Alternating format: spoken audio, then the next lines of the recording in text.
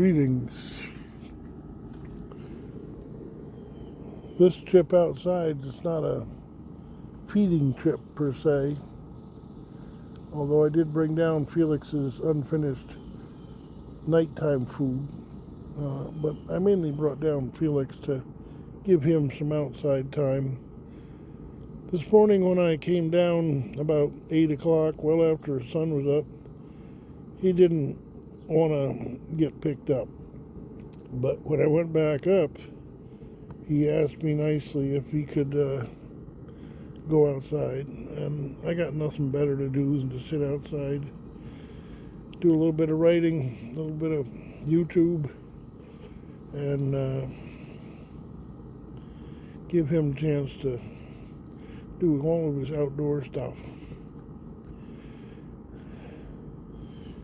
Cats should have some outdoor time, I think. All right. God bless.